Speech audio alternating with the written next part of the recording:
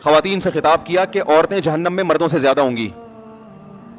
خواتین نے پوچھا کیوں؟ اس حدیث میں تو ہے عورتیں زیادہ ہوں گی, دوسری حدیث میں آتا ہے جنت میں بھی عورتیں زیادہ ہوں گی, ایک اور حدیث ہے. یہ میں اس لیے کہہ رہا ہوں کہ خواتین ڈر جاتی ہیں کہ ہم یہاں بھی وہاں بھی اگر کیا مذاق ہے. وجہ اس کی ہے کہ خواتین کی آبادی ہی زیادہ ہوگی, تو ظاہر ادھر بھی زیادہ تو ادھر بھی زیادہ. تو پوچھا گیا بھائی وجہ کیا ہے؟ آپ نے فرمایا تکفرن العشیر, شوہر کی نافرمانی کرتی ہو. ناشکری, نافرمانی نہیں, کفر کہتے ہیں ناشکری کو. کیسے ناشکری؟ فرمایا ساری زندگی کھلاتا ہے پلاتا ہے. آج کوئی مرد بیوی کو چھوڑ دے, بیچاری کا کیا پرسان حال ہوتا ہے ہمارے معاشرے میں. گھر اس کو لے کے دیتا ہے, گیس بجلی کا بل, چھت مہیا کی, اس کو تحفظ دیا, اس کی اولاد کا ہمیشہ کے لیے محافظ بنا, اتنے بڑے بڑے انعامات احسانات.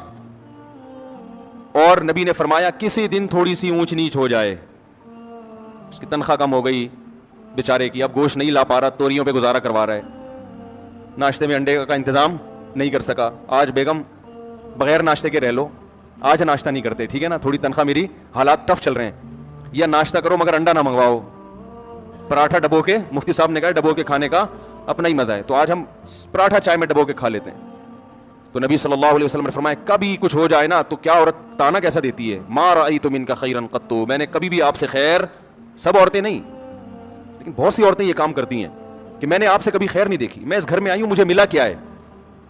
کتنا بڑا زندگی بھر کے ہمارے مسلم معاشرے میں تو مرد تو بہت زیادہ تحفظ دیتا ہے, کیسے باپ اپنی بیٹی کے لیے رشتے تلاش کر رہے ہوتے ہیں کیونکہ اچھا آدمی مل جائے, اور پھر طلاق سے ڈرتی بھی ہیں, کہتی ہیں طلاق دے کے مجھ پہ ظلم کر دیا, مجھے یہ کر دیا. طلاق دے کے کیا کیا؟ اس نے اپنے آپ سے جدا کر دیا نا, اب رو کیوں رہی ہو؟